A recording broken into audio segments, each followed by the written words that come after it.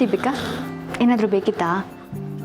ನನಗೆ ಜಾಮೂನ್ ತಿನ್ಬೇಕನ್ನಿಸ್ತಿದೆ, ಮಾಡಿಕೊಡ್ತೀಯಾ? ಏನು ಜಾಮೂನಾ? ಹೌದು, ಬರೀ ತಿನ್ನಬೇಕು ಅನ್ನಿಸ್ತಿಲ್ಲ, ಅದನ್ನು ಹೇಗೆ ಮಾಡೋದು ಅಂತ ಕಲಿಬೇಕಂತನೂ ಅನ್ನಿಸ್ತಿದೆ. ನಂಗೆ ಹೇಳ್ಕೊಡ್ತೀಯಾ? ಸರಿ ಇರು, ಮಗು ಮಲಗಿದೆ, ಇವಳು ಎದ್ದೇಳಿ ಆಮೇಲೆ ಮಾಡಿಕೊಡ್ತೀನಿ.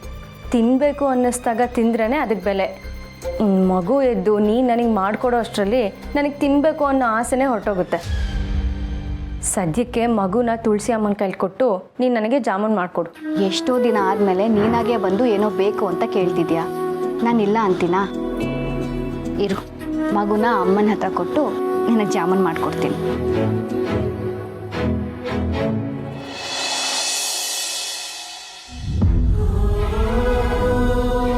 ಯಾಕೆ ಪೂರ್ಣಿ, ಮಗು ಮಲ್ಕಲಿಲ್ವಾ? ಮಲಗಿದ್ದಾಳೆ. ನನಗೆ ಅಡುಗೆ ಮನೇಲಿ ಸ್ವಲ್ಪ ಕೆಲಸ ಇದೆ, ಒಂದು ಸ್ವಲ್ಪ ಮಗು ತಗೊಳ್ಳಿ.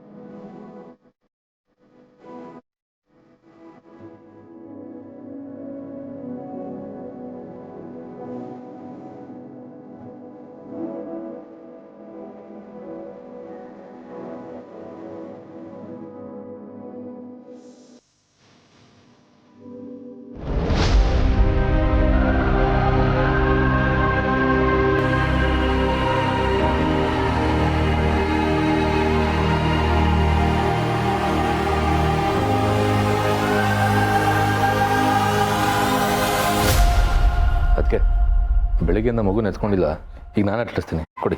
ಅದು ಹೇಗೆ ಆಟಾಡ್ಸೋಕ್ಕಾಗುತ್ತೆ? ಬೆಳಿಗ್ಗೆಯಿಂದ ನಾನು ಮಗು ನೆತ್ಕೊಂಡಿಲ್ಲ. ನೀವಿಬ್ರು ಇರಿ, ನಾನೇ ಬೆಳಿಗ್ಗೆಯಿಂದ ಮಗುನ ಸರಿಯಾಗಿ ನೋಡಿಲ್ಲ. ಈಗ ಮಗು ನನ್ನ ಜೊತೆ ಇರತ್ತೆ. ನಿಮ್ಮ ಯಾರ ಕೈಗೂ ನಾನು ಮಗು ಕೊಡಲ್ಲ. ಮಗುಗೀಗ ಬಟ್ಟೆ ಬದಲಾಯಿಸಿ ಮಲಗಿಸ್ಬೇಕು. ಹಾಗಲ್ಲ ಪುಣ್ಯ, ಸ್ವಲ್ಪ ಹೊತ್ತು ಮಗುನ ಆಟಾಡಿಸಿ ವಾಪಸ್ ಕೊಟ್ಬಿಡ್ತೀನಿ. ಅದಕ್ಕೆ ಮಗುನ ಎತ್ಕೋಬೇಕು ಅಂತ ಆಫೀಸಿಂದ ಬೇಗ ಬೇಗ ಓಡಿ ಬಂದಿದ್ದೀನಿ. ಮಗು ಕೊಡಿ, ಅದಕ್ಕೆ ಬಟ್ಟೆ ನಾನೇ ಬದಲಾಯಿಸ್ತೀನಿ. ಆ ಕೆಲಸ ಎಲ್ಲ ನಾನೇ ನೋಡ್ಕೋತೀನಿ, ನಾನು ಕೊಡಿ ಅದಕ್ಕೆ. ಇಲ್ಲ ಇಲ್ಲ, ಈ ಮಗುನ ನಾನೇ ಎತ್ಕೋಬೇಕು. Stop it!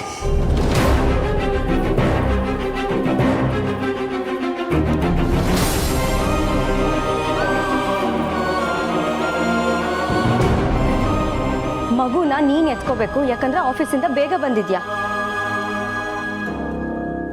ಮಗುನ ನೀವೇ ಎತ್ಕೋಬೇಕು, ಯಾಕಂದ್ರೆ ಮಗು ಜೊತೆಲಿ ಆಟ ಆಡಬೇಕು. ಇನ್ನು ಮಗು ಇವಳ ಹತ್ರ ಇರಬೇಕು, ಯಾಕಂದ್ರೆ ಬಟ್ಟೆ ಬದಲಾಯಿಸಿ ಮಲಗಿಸ್ಬೇಕು. ಎಲ್ಲರೂ ಬರೀ ನಿಮ್ಮ ಬಗ್ಗೆ ಯೋಚನೆ ಮಾಡ್ತಿದ್ದೀರಾ, ಒಬ್ಬರಾದ್ರೂ ಅಮ್ಮನ ಬಗ್ಗೆ ಯೋಚನೆ ಮಾಡಿದ್ರಾ?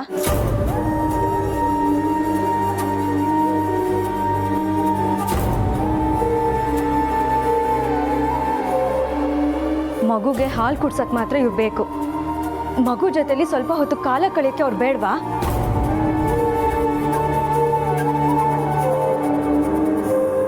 ಮಗು ಬಗ್ಗೆ ನಿಮ್ದೇ ಇಷ್ಟೊಂದು ಫೀಲಿಂಗು ಅಕ್ಕರೆ ಇರಬೇಕಾದ್ರೆ ಮಗುನ ಹೆತ್ತಿರೋರು ಅವ್ರಿಗಿನ್ನೆಷ್ಟು ಫೀಲ್ ಆಗ್ತಿರ್ಬೇಡ.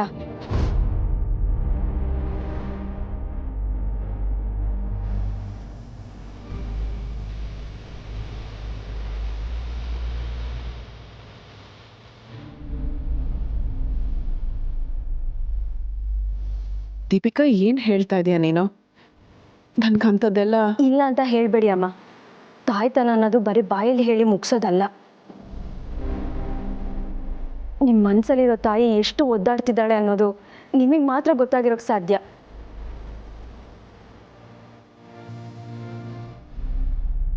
ಮಗು ಬಂದಾಗಿಂದ ಇವರೆಲ್ಲರೂ ಇವ್ರ ಆಸೆನೇ ಈಡೇರಿಸ್ಕೊಂತಿದ್ದಾರೆ ಹೊರತು ಮಗು ಮೇಲೆ ನಿಮ್ಗೆಷ್ಟು ಆಸೆ ಇರುತ್ತೆ, ಮಗು ಜೊತೆಲಿ ಆಟ ಆಡಬೇಕು, ಅದ್ರ ಜೊತೆಲಿ ಸಮಯ ಕಳಿಬೇಕು ಅಂತ ನಿಮ್ಗೆ ಎಷ್ಟು ಹಂಬಲ ಇರುತ್ತೆ ಅಂತ ಇವ್ರಿಗೆ ಯಾರಿಗೂ ಅನ್ನಿಸ್ತಾನೆ ಇಲ್ಲ.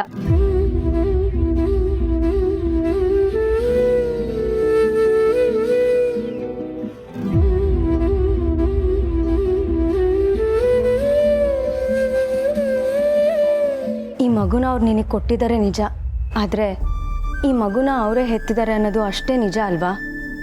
ಅವರು ಜೀವನದಲ್ಲಿ ಯಾರು ಮಾಡ್ದಲೇ ಇರೋಂಥ ದೊಡ್ಡ ತ್ಯಾಗ ಮಾಡಿದ್ದಾರೆ.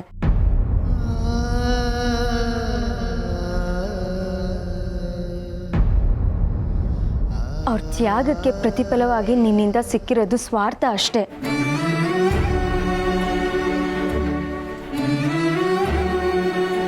ಮಗು ನಿನ್ನ ಕೈಗೆ ಬರ್ತಿದ್ದ ಹಾಗೆ ನೀನು ತುಂಬ ಬದಲಾಗ್ಬಿಟ್ಟೆ. ಈ ಮಗು ಮೇಲೆ ನಿಂಗೆ ಪ್ರೀತಿ ಕಾಳಜಿ ಇರೋದು ಸರಿನೇ, ಆದರೆ ಈ ಮಗುನ ಕೊಟ್ಟಿರೋದು ಅಮ್ಮ. ಇನ್ನು ಅವ್ರ ಮನಸ್ಸನ್ನು ಅರ್ಥ ಮಾಡ್ಕೋಬೇಕಲ್ವಾ?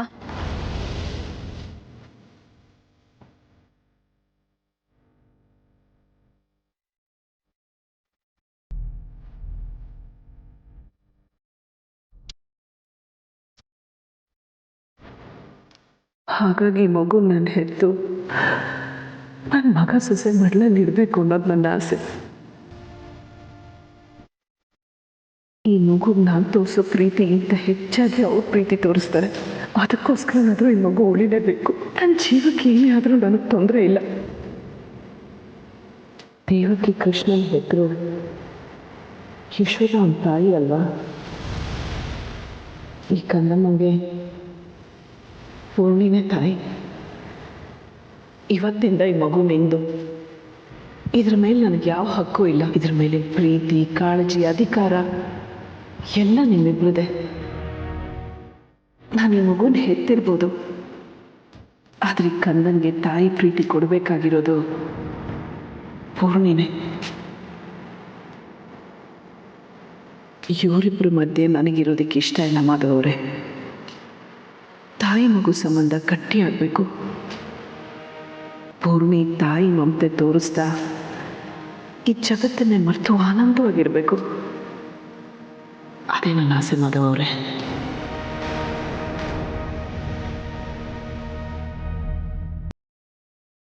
ತಾಯಿಗಿಂತ ದೇವ್ರಿಲ್ಲ ಅಂತಾರೆ. ಅಂಥ ದೇವತೆ ಸ್ಥಾನನ ನಿನಗೆ ಬಿಟ್ಕೊಟ್ಟವರು ನಿನ್ನ ಪಾಲಿಗೆ ದೇವತೆ ಅನ್ನೋದನ್ನ ಮರಿಬೇಡ.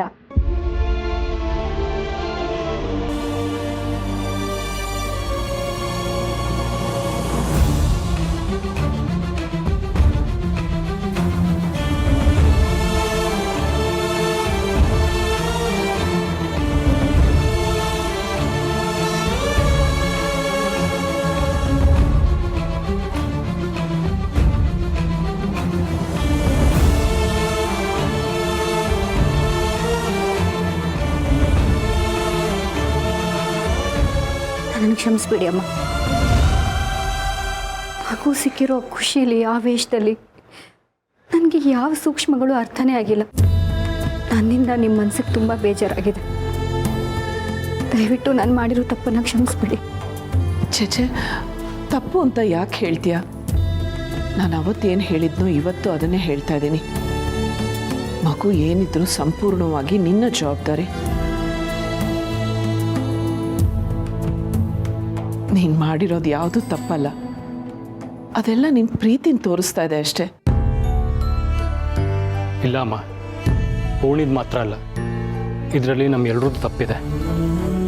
ಮಗು ಬಂದಾದ್ಮೇಲೆ ನಾವು ನಿಮ್ಮ ಕಡೆ ಗಮನನೇ ಕೊಟ್ಟಿಲ್ಲ. ನಮ್ಮನ್ನೆಲ್ಲ ಕ್ಷಮಿಸ್ಬಿಡಿ ಅಮ್ಮ. ತಗೊಳ್ಳಿ ಅಮ್ಮ, ಮಗು ಸ್ವಲ್ಪ ಹೊತ್ತು ನಿಮ್ಮ ಹತ್ರನೇ ಇರಲಿ. ನನಗೆ ಈ ರೀತಿ ಅವತ್ತೇ ಅನಿಸಿತ್ತು, ಈ ಪುಟ್ಟ ಕಂದನಿಗೆ ನಾವಿಬ್ಬರು ತಾಯಾಗಿರಬೇಕು ಅಂತ. ಈ ಹಾಳದ ತಲೆಗೆ ಅದೆಲ್ಲ ನೆನಪೇ ಆಗಿಲ್ಲ.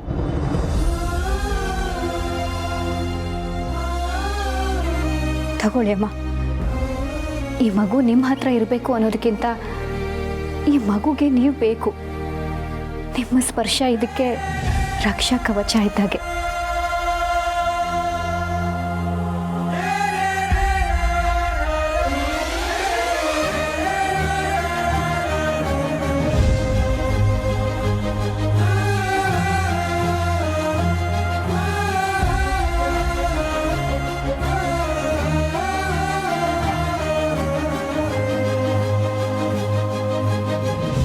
ಅಕ್ಕನಾಗಿ ನನಗಿರಬೇಕಾಗಿರುವಂಥ ತಿಳುವಳಿಕೆ ನಿನಗಿದೆ. ನಿನ್ನಿಂದ ನಾನು ಈ ಮಾತು ಹೇಳಿಸ್ಕೊಂಡಲ್ಲ ಅನ್ನೋದಕ್ಕಿಂತ ನನ್ನ ತಂಗಿ ನನಗೆ ತಿಳಿ ಹೇಳೋಷ್ಟು ಬುದ್ಧಿವಂತೆ ಅಂತ ನನಗೆ ಹೆಮ್ಮೆ ಆಗ್ತಿದೆ.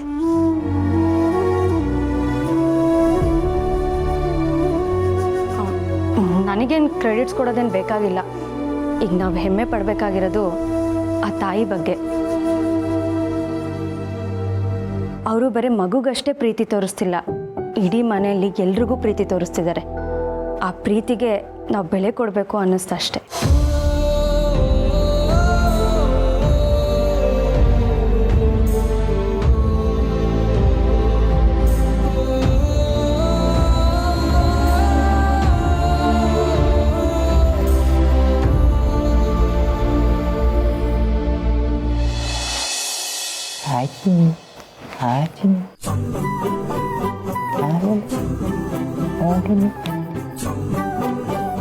ಯಾಕಾಗಿ ನೋಡ್ತಾ ಇದೀಯಾ? ಮಲ್ಗಲ್ವ ನೀನು? ಹೌದು, ನೀನು ಊಟ ಮಾಡೋ ಹಾಗಾಗೋದು ಯಾವಾಗ? ನೀನು ಊಟ ಮಾಡೋ ಹಾಗಾದರೆ ನಾನೇ ನಿನಗೆ ಅಡುಗೆ ಮಾಡಿ ಬಡಿಸ್ಬೇಕು. ಮಾಧವರೇ, ಅದಕ್ಕಿನ್ನೂ ಟೈಮ್ ಇದೆ. ಹಾಲು ಕುಡಿಯೋ ಮಗುಗೆ ನೀನು ಊಟ ಯಾವಾಗ ಮಾಡ್ತೀಯ ಅಂತ ಕೇಳ್ತಿದ್ದೀರಾ? ಸರಿ ಬಿಡಿ, ಅವಳಿಗೇನು ಮಾಡಿ ಬಡಿಸ್ಬೇಕು ಅಂತ ನನಗನ್ನಿಸುತ್ತೋ ಅದನ್ನು ನಿಮಗೆ ಮಾಡಿ ತಿನ್ನಿಸ್ತೀನಿ. ನಿಮ್ಮ ಮೂಲಕ ಅವಳಿಗೆ ಹೋಗುತ್ತೆ, ಸರಿನಾ? ಆಗ ನನಗೆ ಸಮಾಧಾನ ಆಗುತ್ತೆ. ಅಲ್ವಾ ಮಗಳೇ? ಅಲ್ವಾ? ದೊಡ್ಡಮ್ಮ, ದೊಡ್ಡಮ್ಮ, ಹೇಗಿದ್ದೀರಾ ದೊಡ್ಡಮ್ಮ? ನಡೆದಿದ್ದೆಲ್ಲ ಕೇಳಿ ನಂಗೆ ಕೈ ಕಾಲೇ ಆಡ್ತಿರ್ಲಿಲ್ಲ. ಡ್ಯಾಡ್ ಫೋನ್ ಮಾಡಾದ್ಮೇಲೆ ಸ್ವಲ್ಪ ಸಮಾಧಾನ ಆಯಿತು. ನಾನು ಯಾವಾಗ ಇಲ್ಲಿಗೆ ಬರ್ತೀನೋ, ಯಾವಾಗ ನಿಮ್ಮನ್ನು ಮತ್ತೆ ಬೇಬಿನ ನೋಡ್ತೀನೋ ಅಂತ ಅನಿಸ್ಬಿಟ್ಟಿತ್ತು. ನೀನು ಹೇಗಿದ್ಯಾ? ಎಕ್ಸಾಮ್ ಹೇಗೆ ಮಾಡಿದೆ? ಅದನ್ನೆಲ್ಲ ಆಮೇಲೆ ಹೇಳ್ತೀನಿ ದೊಡ್ಡಮ್ಮ. ಇವಾಗ ನಾನು ನಮ್ಮನೆಗೆ ಬಂದಿರೋ VIP ನ ಮೀಟ್ ಮಾಡಬೇಕು. ಹಲೋ, ಏ ಪುಟ್ಟಲಕ್ಷ್ಮಿ, ನನಗೆ ಯಾರು ಅಂತ ಗೊತ್ತಾಯ್ತಾ ನಿಂಗೆ? ಹಾಂ, ನನ್ನ ಹೆಸರು ಗೊತ್ತಾ ನಿಂಗೆ? ನಿಧಿ. ಹೇಳು. ಎಷ್ಟು ಮುದ್ದಾಗಿದ್ದಾಳಲ್ವಾ ದೊಡ್ಡಪ್ಪ? ಇವಳು ಬೇಗ ದೊಡ್ಡೋಳಾಗಬೇಕು, ನಾನು ಕೈ ಹಿಡಿದು ಇವಳನ್ನ ನಡೆಸೋ ಹಾಗೆ ಆಗಬೇಕು. ಸರಿ ಹೋಯ್ತು, ನಿಮ್ಮ ದೊಡ್ಡಪ್ಪ ಅಡುಗೆ ಮಾಡಿ ಬಡಿಸ್ಬೇಕು, ನೀನು ಇವಳು ಕೈ ಹಿಡಿದು ನಡೆಸ್ಬೇಕು.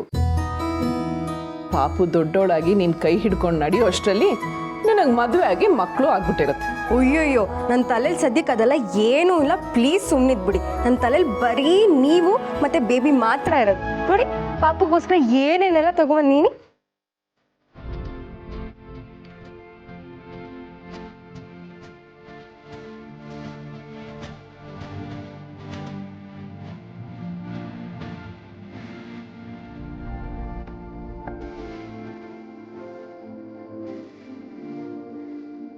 ದೊಡ್ಡಪ್ಪ, ಇವಳು ಬಂದು ಈ ಮನೇಲಿ ನನ್ನ ಸ್ಥಾನ ಯಾವತ್ತೂ ಕಿತ್ಕೋಬಾರ್ದು, ಆಯ್ತಾ? ಈ ಮನೆಗೆ ಯಾವತ್ತಿದ್ರು ನಾನೇ ಚಿಕ್ಕ ಮಗು. ಕಾಂಪಿಟೇಷನ್ ಶುರು ಆಯ್ತಾ? ಹಾಗೇನಿಲ್ಲ ಬಿಡಿ. ಇವಳು ಪುಟ್ಟಲಕ್ಷ್ಮಿ ಆದರೆ ನಾ ಈ ಮನೆಗೆ ದೊಡ್ಡ ಲಕ್ಷ್ಮಿ. ಸರಿಯಾಗಿ ಹೇಳಿದೆ, ನೀನು ಈಗಲೂ ನಮಗೆ ಮಗುನೇ. ಈಗ ಮಾತ್ರ ಅಲ್ಲ, ಯಾವತ್ತಿದ್ರೂ ನೀನು ನಮಗೆ ಮಗುನೇ. ಹಾಂ, ಹಾಗಾದರೆ ಸರಿ. ಈ ಡೀಲ್ ನಿನಗೂ ಓಕೆ ಅಲ್ವಾ ಬೇಬಿ?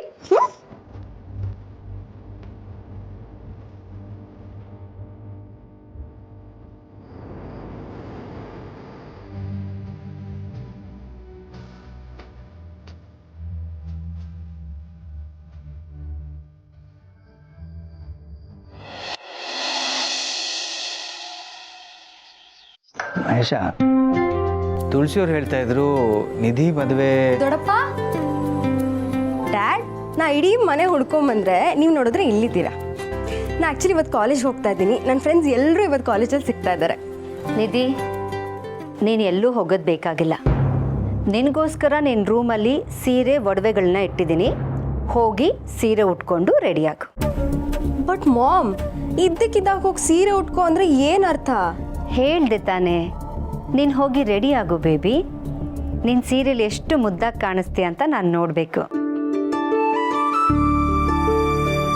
ನಿನಗೋಸ್ಕರ ನಾನೇ ಖುದ್ದಾಗಿ ಸೀರೆನ ಸೆಲೆಕ್ಟ್ ಮಾಡಿ ತಂದಿದ್ದೀನಿ. ಸೀರೆ ಉಟ್ಕೊಂಡು ಒಳ್ಳೊಳ್ಳೆ ಒಡವೆಗಳನ್ನ ಇಟ್ಟಿದ್ದೀನಿ. ಅದನ್ನೆಲ್ಲ ಹಾಕ್ಕೊಂಡು ನೀನು ರೆಡಿ ಆಗು, ನಾನು ಬರ್ತೀನಿ. ಬಟ್ ಮಾಮ್, ಹೋಗು ಅನ್ನಲ್ಲ. ಅವಳು ಯಾಕೆ ರೆಡಿ ಆಗಬೇಕು? ಏನೋ ಕಾಲೇಜಿಗೆ ಹೋಗ್ತೀನಿ ಅಂತ ಹೋಗ್ತಿದ್ಲು ಪಾಪ. ಅವಳನ್ನ ನೋಡೋಕ್ಕೆ ಇವತ್ತು ಗಂಡಿನ ಕಡೆಯವರು ಬರ್ತಿದ್ದಾರೆ.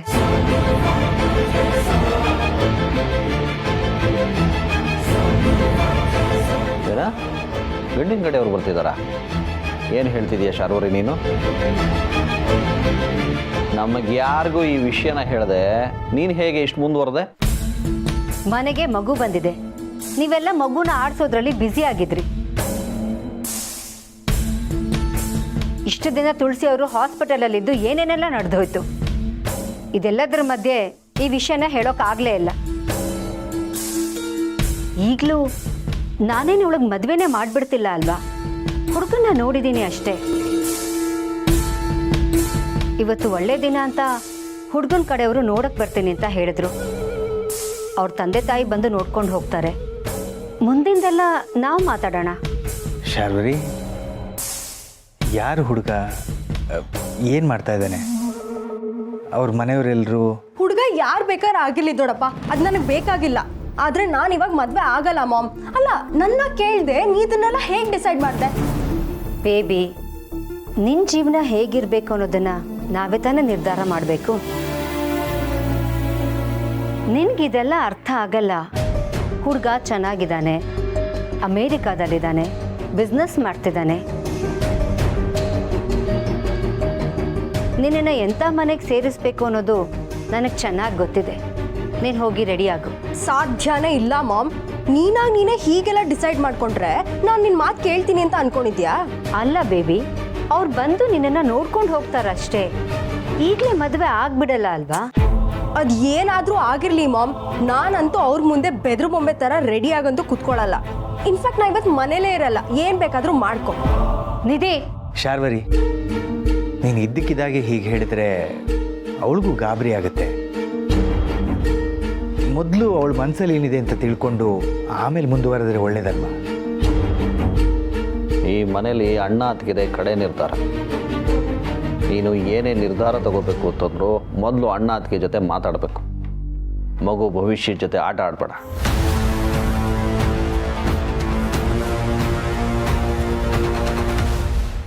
ಏನು ಹೇಳ್ತಿದ್ದೀರಾ ನೀವು? ಮಗಳ ಭವಿಷ್ಯದ ಬಗ್ಗೆ ಆಟ ಆಡ್ತಿರೋದು ನಾನಾ? ಈ ಮನೇಲಿ ಏನೆಲ್ಲ ನಡೀತಾ ಇದೆ, ನೀವೆಲ್ಲರೂ ಅದ್ರ ಕಡೆ ಗಮನ ಕೊಡ್ತಾ ಇದ್ದೀರೇ ಹೊರತು ನಿಧಿ ಜೀವನದ ಬಗ್ಗೆ ಯಾರೂ ಕೇರ್ ಮಾಡ್ತಿಲ್ಲ. ನನ್ನ ಮಗಳ ಜೀವನದಲ್ಲಿ ಹೀಗೆಲ್ಲ ಆಗೋಯ್ತಲ್ಲ ಅಂತ ನನಗೆ ಎಷ್ಟು ನೋವಾಗ್ತಿದೆ ಅಂತ ನನಗೆ ಮಾತ್ರ ಗೊತ್ತು.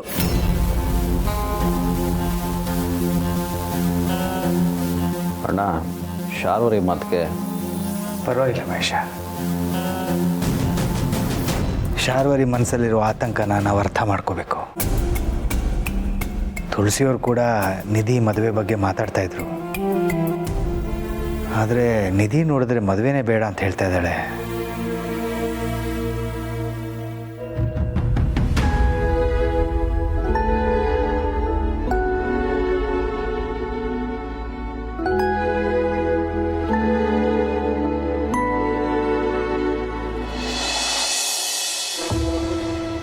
ಪಾಪ ನಿಧಿ, ಅವಳದೇನು ತಪ್ಪಿಲ್ಲದೆ ಶಿಕ್ಷೆ ಅನುಭವಿಸ್ತಾ ಇದ್ದಾಳೆ. ಒಂದು ರೀತಿ ಅವಳ ನೋವಿಗೆ ನಾವೆಲ್ಲ ಕಾರಣ ಅನ್ಬಹುದು. ಆ ಹುಡುಗಿ ಜೀವನದಲ್ಲಿ ಏನೆಲ್ಲ ನಡೀತಿದೆ, ಇಲ್ಲ ನಮ್ಮಿಂದಾಗಿರೋ ತಪ್ಪುಗಳನ್ನ ನಾವೇ ಸರಿಪಡಿಸ್ಬೇಕು. ಅವಳ ಮದುವೆ ಬಗ್ಗೆ ನಾವೇ ಯೋಚನೆ ಮಾಡಬೇಕು. ಶಾರ್ವರಿ ಮಗಳ ಮದುವೆ ವಿಚಾರದಲ್ಲಿ ಆತರ ಪಡ್ತಿದ್ದಾಳೆ. ಅದರಿಂದ ನಿಧಿ ಮನಸ್ಸಿಗೆ ಇನ್ನೂ ನೋವಾಗಬಹುದು. ಅಮ್ಮ,